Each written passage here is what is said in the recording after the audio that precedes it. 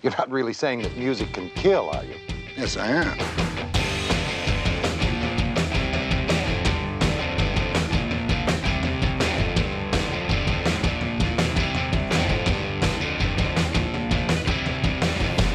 Music can be a very powerful thing.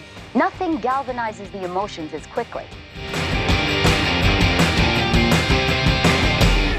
Hello, kiddies. We are going to have a real good time together. We're talking with Nikita Lev. Lev? Lev. Lev. Which is it? We're talking with Nikita Lev.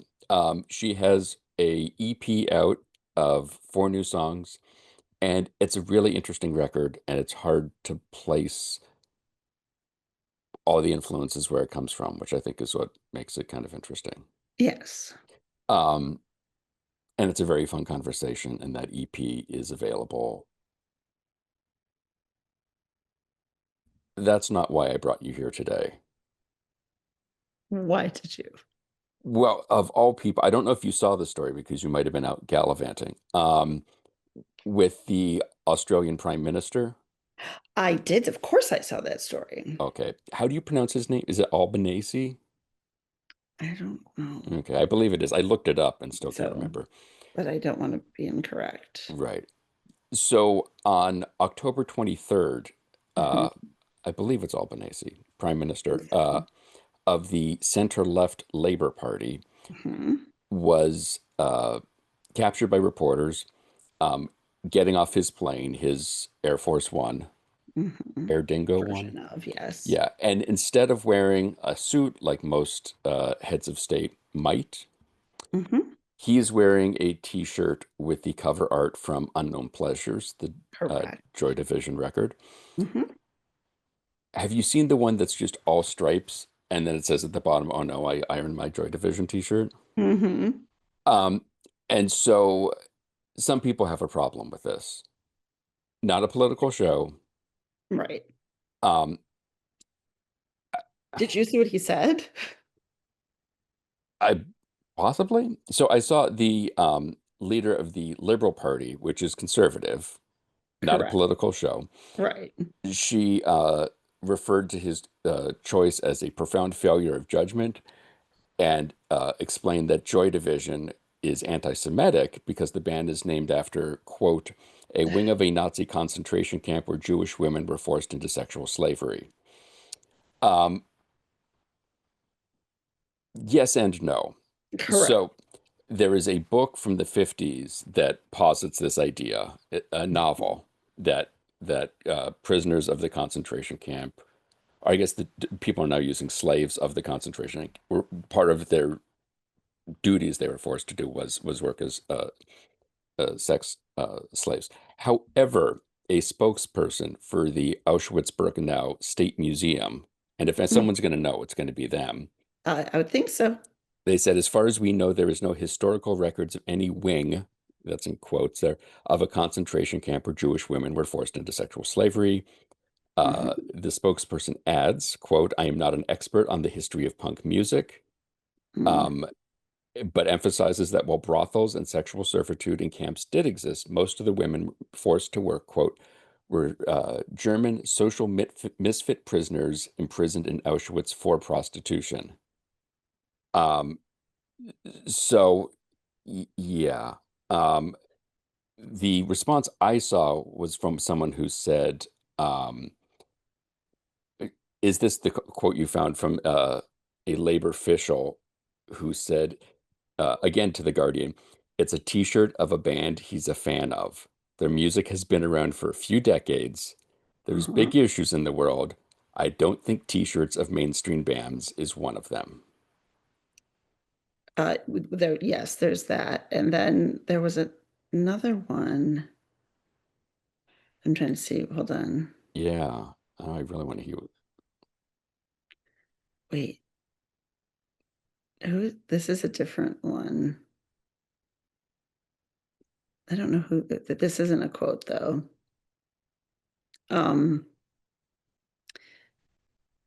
Susan lays. I don't know if this is a quote or if this is this is just from the Reporter in an article, but it says basically, however, Susan Lee's barrel scraping attempt to score political points problematically undermines the very cause she purports to defend. Indeed, a reactionary fear-mongering tactic reduces the ills of actual anti-Semitism and says more about her desperation than anything else. To say nothing of how her comments reveal a certain level of cultural literacy, as affirming that a Joy Division t-shirt is an affront is equivalent to blurting out that members of Spandau Ballet were Nazi sympathizers because their name morbidly refers to the final jerking moments of the bodies of prisoners hung in Spandau prison. To those with an affinity toward band tees, you are safe with both bands. Mm. He's not apologized for wearing the t-shirt. Australian Jewish groups have not condemned the PM. Yeah, Pat Gorman was the one who said that the t-shirt of the band, their music's been around for a few decades. I mean, it's just there's a lot to legitimately criticize about. There's a lot to Bridget McKenzie, who's the National Senate, a lot to legitimately criticize the Prime Minister about $1 trillion debt, skyrocketing house prices, and job losses in our heavy industrial sector. Wearing a t-shirt isn't one of them. And then I saw a political analyst in AustralianInstitute.org under the headline, "No joy, only division. It's the stupidest stupid we've yet seen." And the lead to the article is, "We are in, quite possibly, the stupidest timeline." Right. I mean, again, I think, is it that? I don't know. I feel like, isn't there other things to worry about? There are. And I mean, I know it's I not the mean, maybe same, they should have been mad, if anything, that he wasn't wearing an Australian band. or wearing a New Order shirt so he could just quote Blue Monday to them. Correct. This is a bizarre love triangle. Exactly. Like maybe he should have been How does wearing, it feel to hurt me like you do? right. So, or do like, but then if he showed up in like a crowded house shirt, but then would it be like, well, really, are they Australian or are they or is it New Zealand? And then what do you do? Like then it becomes an even bigger problem. Well, then you've got to go Midnight Oil, Mm-hmm. In Excess, or Silverchair, Or Men at Work or AC/DC. or AC/DC. Mm.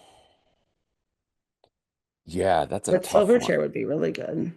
Yeah, because have worked with friend of the show, Van Dyke Parks, Yes. who I didn't know if you know. Do you know he worked with you too? No way. It's You true. know, I love that song. You It's one of do? my favorite songs. Huh? No Do you know I way. also love Crowded House? I have not heard that. hmm Interesting. And Michael Hutchins. No, it mystifies me. Um, Apparently, I have a so thing for Australians. what'd you say? Apparently, I have a thing for Australian bands. You're just getting this one? You're, you're just getting this? Apparently, I have a thing for bands. Well, I mean, I think both things can be true. I think And there's guys that that hang out with Bono. right. There's a Venn diagram, and that Australian guys in bands who hang out with Bono hmm just go dead center. It's like hmm Michael Hutchins, Nick Cave. And I think that might be it. Oh, yeah. We forgot about Well, no, actually, Neil Finn, he would count. Neil Finn. hmm Yeah. Yeah, I think that's about it.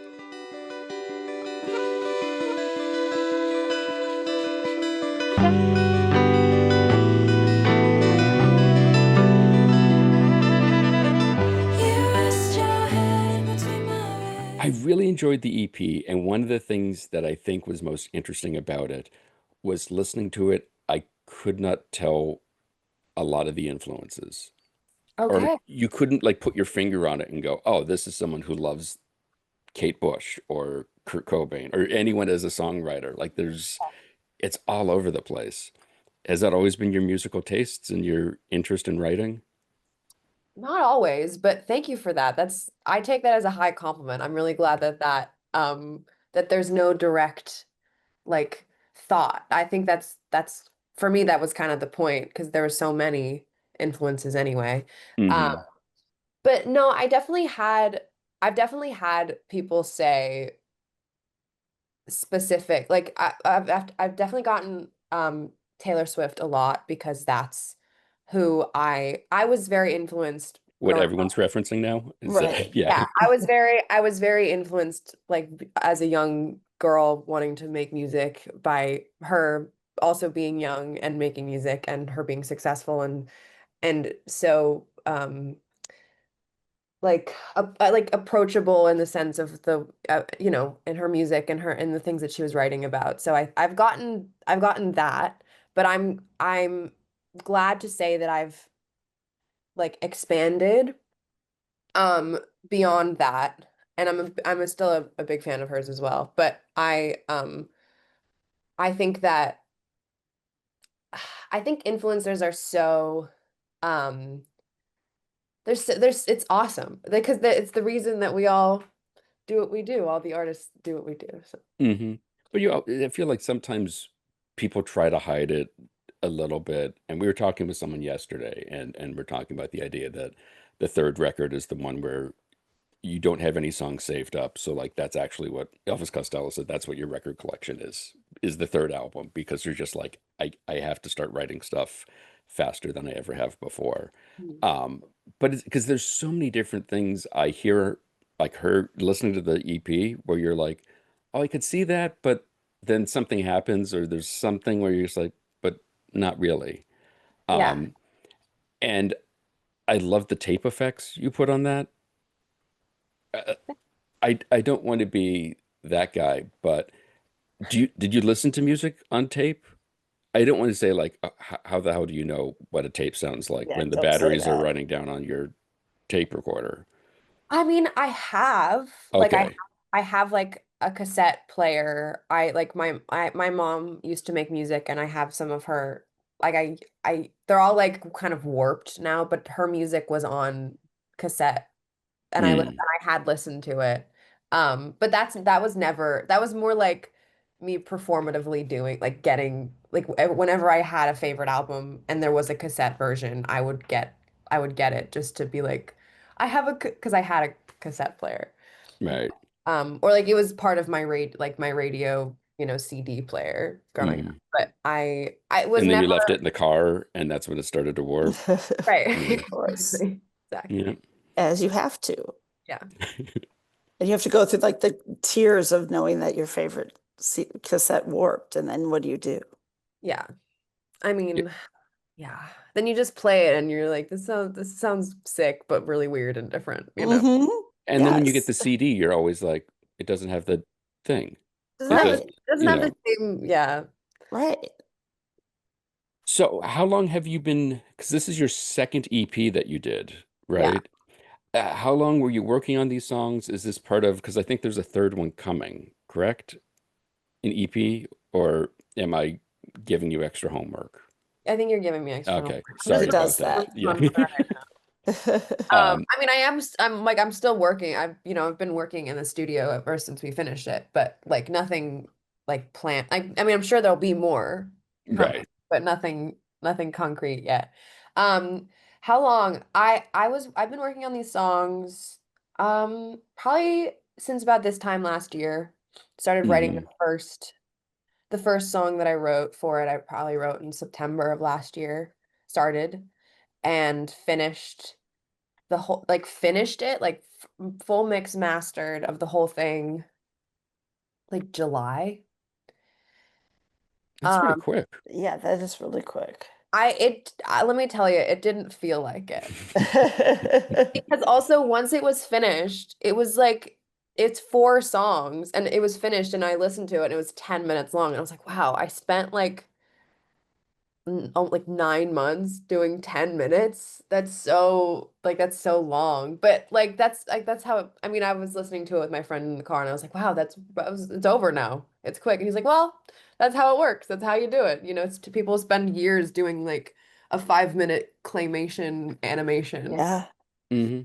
It's sometimes you're like, I mean, I'm really proud of honestly, I'm proud of how long it took and the payoff because I'm like that means that I worked hard on it and then I made sure it was right and made sure that I loved it, which I really do. that's good. So you do have that, you feel the payoff. It does feel worth it.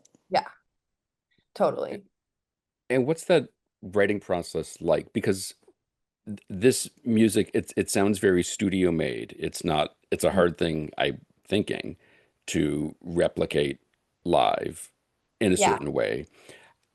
How do you write? Do you write it out on piano, guitar, or something, keyboard, and then go into the studio and spruce it up, or what's the whole order with which you do all that stuff? Yeah. So I write it on guitar. I write it on guitar by myself, for the most part, and then bring it in to my collaborator Richie, who's in my band. He's my guitarist, and I work with him. He's a really amazing producer, and we kind of like flesh out. I bring him a couple songs, we flesh them out in the studio. We like, well, we pick our favorite ones, we flesh them out.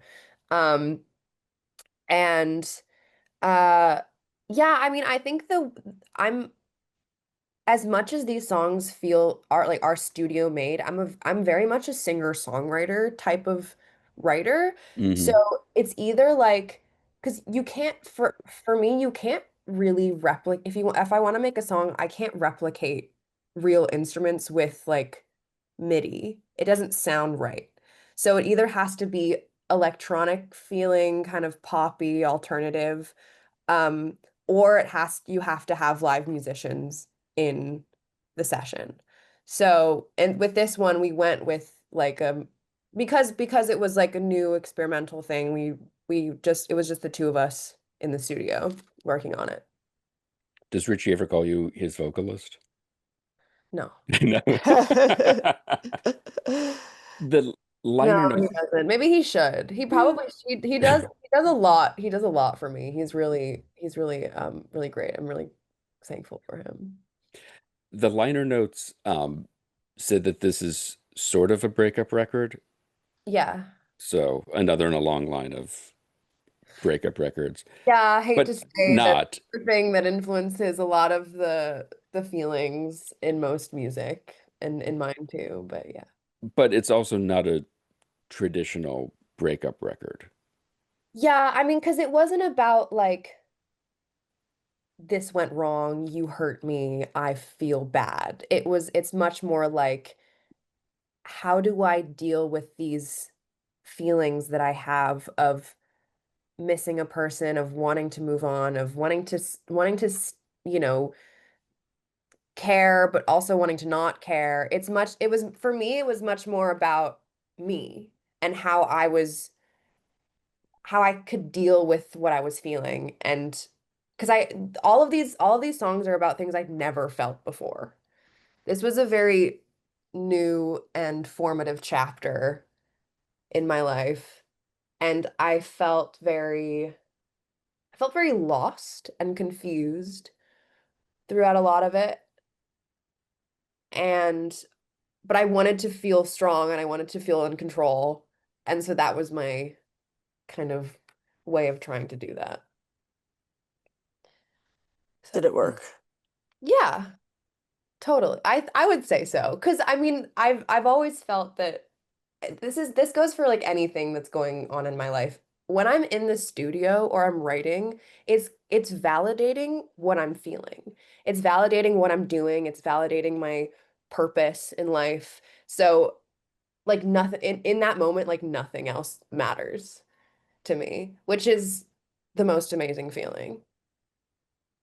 Has it always been that way since you were young? Like, No, because I wasn't making music that I was as proud of I felt was as validating of what I was feeling. Or I wasn't feeling as much, you know. I think I that's get what, that. yeah. Yeah. We talk with folks about the idea that like they're writing songs and they think they know what it means, but then over time going, oh, this is really what it means.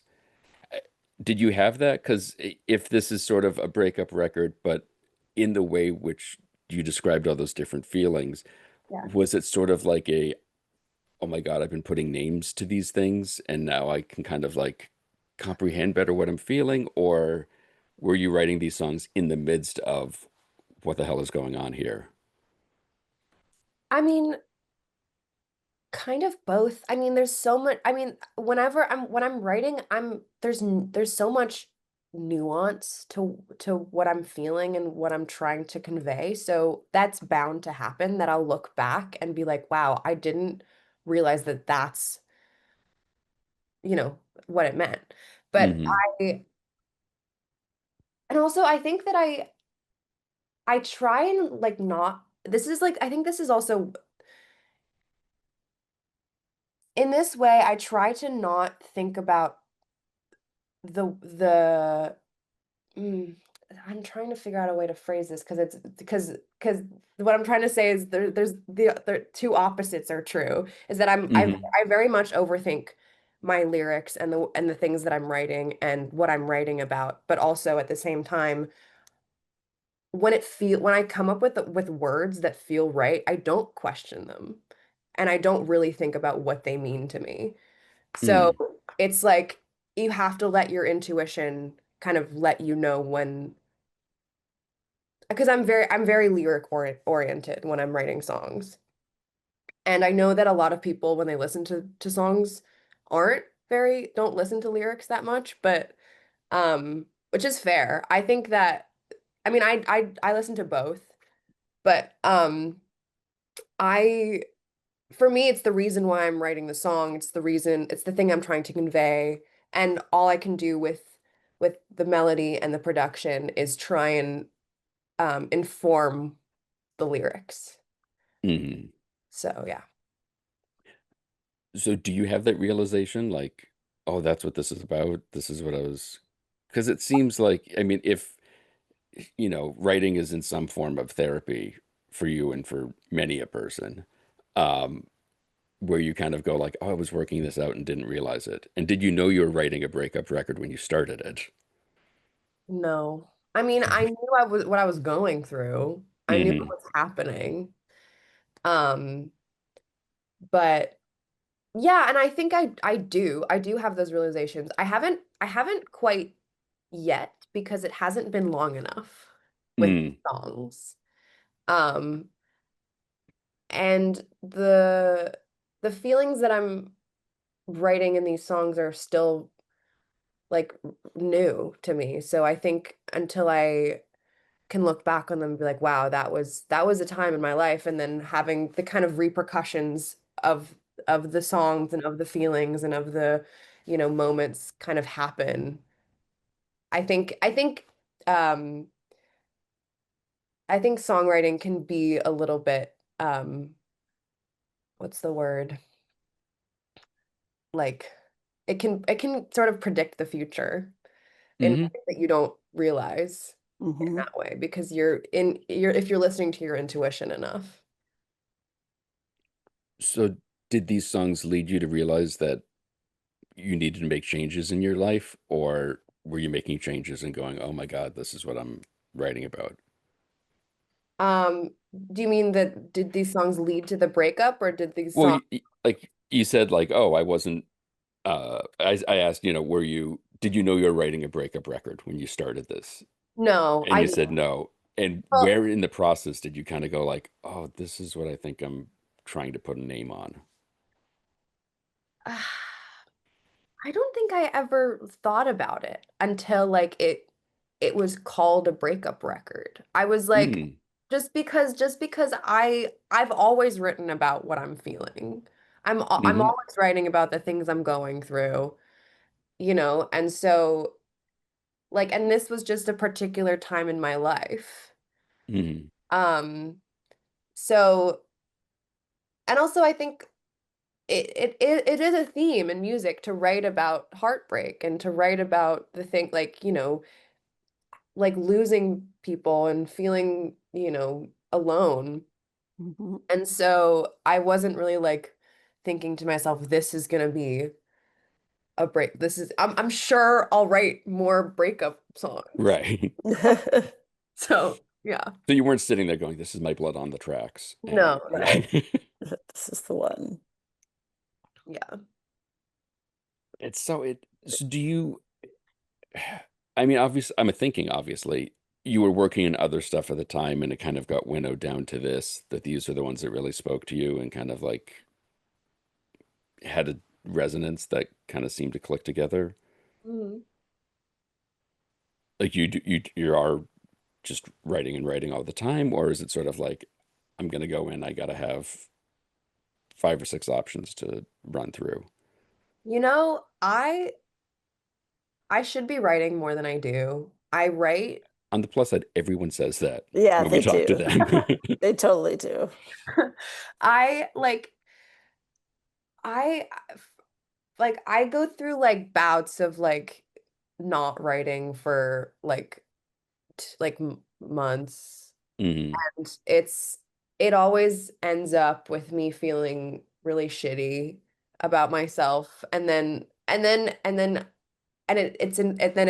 it multiplies because I'm sitting there like in my room with my guitar and I'm thinking about writing like the best song ever, and that's like so not um the way to create, because essentially what you're doing is just coming up with ideas, and sometimes I have to remind myself of that. Um, but yeah, so the I had written like other stuff, but these are kind of the only like the ones that we finished, the ones that we were like excited about, the ones that I was like even like fighting Richie, being like, we have to finish these ones. I'm really proud of these ones because we had started other ones that I liked. They were fun, but we weren't as excited about them. And I'm really like, I don't know, these ones felt like, I don't know, sometimes you write songs, you're like, I don't know about this one, but you bring it in, and then it's like kismet. And then sometimes you write a song and you're like, this is the song. This is the song that I want to make, and I want to make it so good, you know? Mm. And I think that it was a combination of those on this of these four songs. I think it was both of those instances. So Mm. So what are you focused on now when you're writing? it's a good question. I'm trying not to like I'm trying to think about my surroundings rather than myself. I think that's a huge, I mean, everybody writes about themselves and their feelings, but I think I'm trying to tap into like what I'm like what affects me rather than like it's affecting me. Yeah. Mm. Because it's a different way of thinking. Yeah, for sure. And I don't know, I'm trying to like have like I'm trying to think of new I'm trying to what am I trying to do? I'm just trying to expand. I'm trying to learn as best I can, because also I'm so um with this EP coming out, I feel so proud of it and I'm really excited about it. But with that is a lot of pressure that I put on myself to like, make it be heard, make it be seen, make it be understood. And um I've never been as proud of a project as I am of this one. So whenever something didn't like pan out the way that I felt that I wanted it to in the past, I was like, okay, it's okay. Like, well, it was less disappointing versus now I'm like, I want it to do well. So it's a little bit stressful. And sorry, to segue back to your actual question, the stuff I'm working on now, I'm trying to just, I don't know, I'm trying to learn, I'm trying to grow as much as I can and like be open to people that I like. I think the thing to learn is to like listening to the people that you trust and also knowing when to say, no, you're full of shit. Hmm. So I think that's an ongoing. Well, good luck figuring that out in Yeah, the next that's yeah. Let us know when you figure that Yeah. out. We'd appreciate it. Yeah, it's just like it's all about, knowing what you want, and I don't know if anybody does, so. Mm-mm. I would agree with that. That's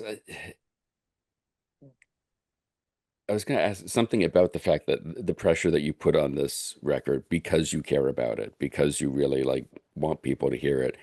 Um, because you're writing from such a personal place, is there any sort of apprehension or like this feels weird, like you're reading your diary kind of thing that people talk about?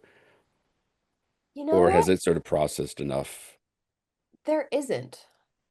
And I think it's because I feel strong in doing it. I feel like I feel bold in doing it.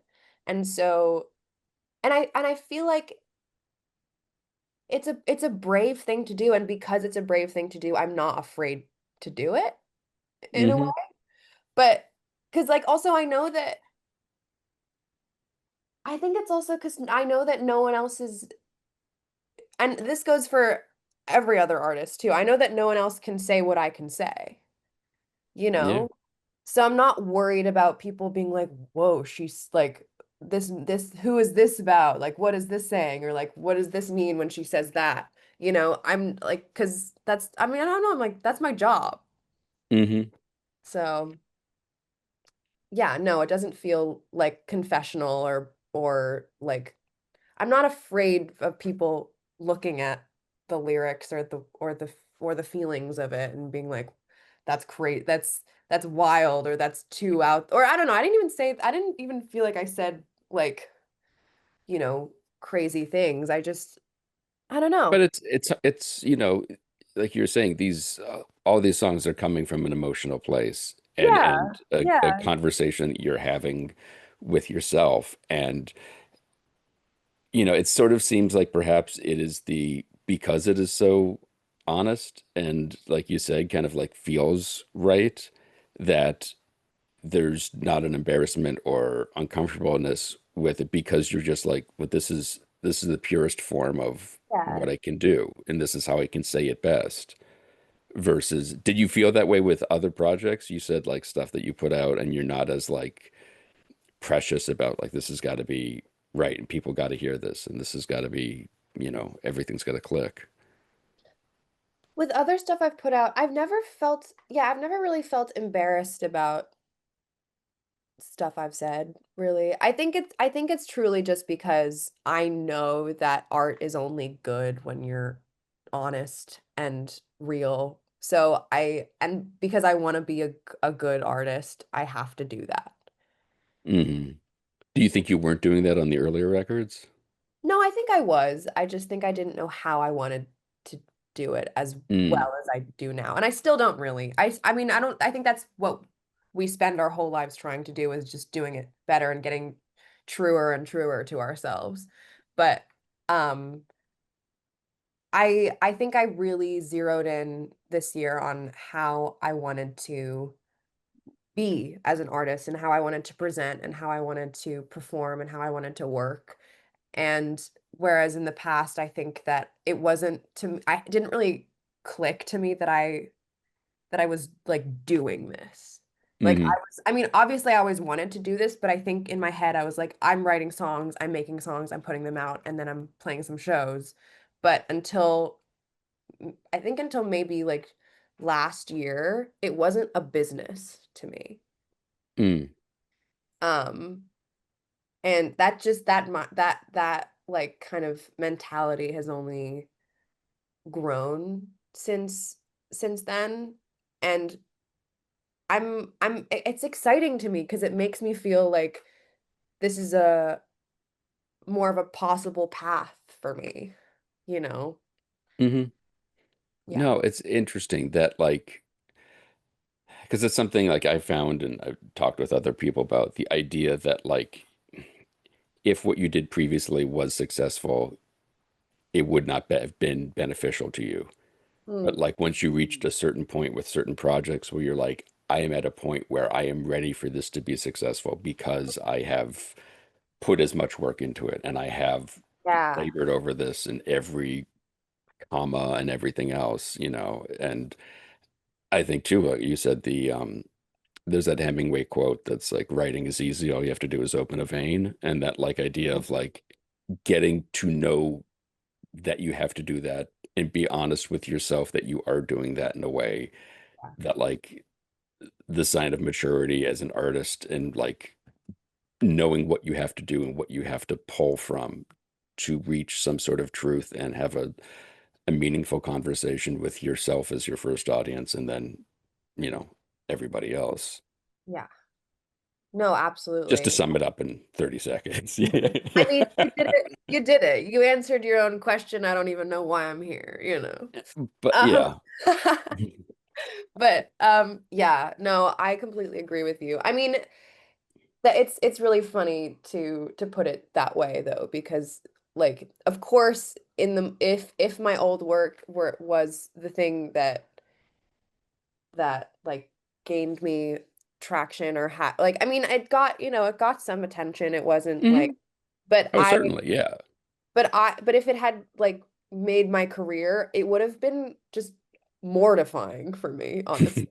I'd have been like, how, like, what do you mean? Like, I don't know. I Mm, don't know what I'm doing. Like, this is not what I'm, and in a way that would have been kind of confusing. I think I, you know, I haven't been ready to work and be intentional with mm. a lot of the art that I've made up until now.